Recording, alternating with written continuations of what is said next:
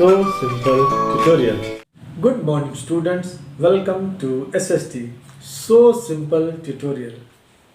Dear students, in the previous session we had discussed about the waterways.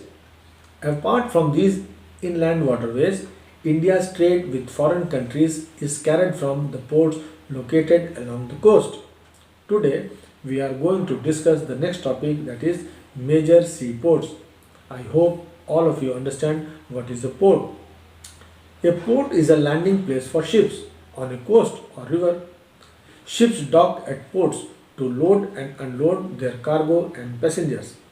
Students, ports are called the gateways of the world trade. It is through the ports that our imports and exports pass. It is the ports that give access to oceans. Thus, they provide link with other countries.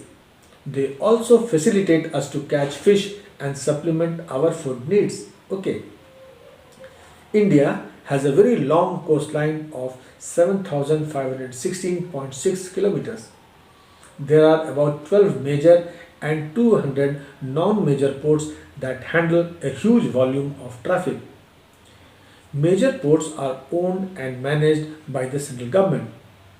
These major ports handle 95% of India's foreign trade. So let us begin to know about these major ports. We will first see the ports on west coast, then we will go to the ports of east coast. First, Kandla Port. It is located in the Gulf of Kutch in the state of Gujarat. It is officially called Deen Dayal Port. After partition, we lost Karachi Port to Pakistan. So this port was developed soon to ease the volume of trade on the Mumbai Port. Kandla is a tidal port.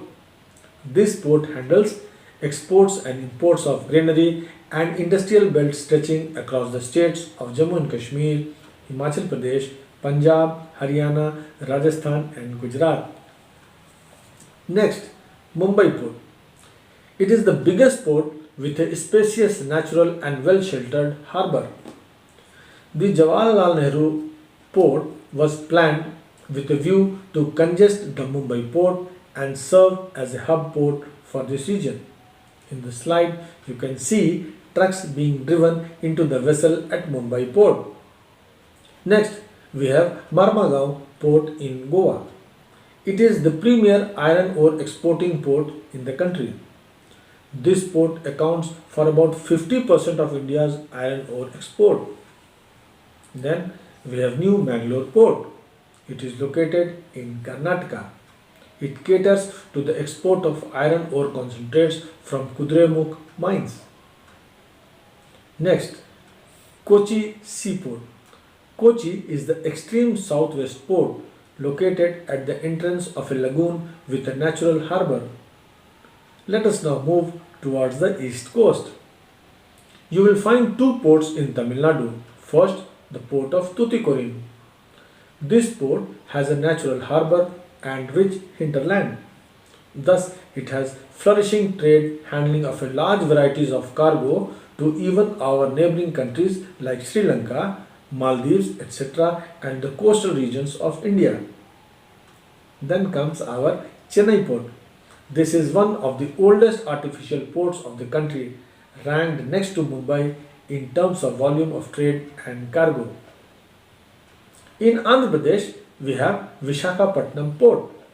It is the deepest landlocked and well-protected port. In Odisha, we have Paradip Port. Paradip specializes in the export of iron ore. In West Bengal, we have Kolkata Port. It is an inland riverine port. This port serves a very large and rich hinterland of Ganga-Brahmaputra basin. Being a tidal port, it requires constant dredging of Hooghly. Dredging means cleaning the bed of a river from mud or silt or other sediments that accumulates there. Then we have Haldia Port. It was developed as a subsidiary port in order to relieve growing pressure on the Kolkata Port.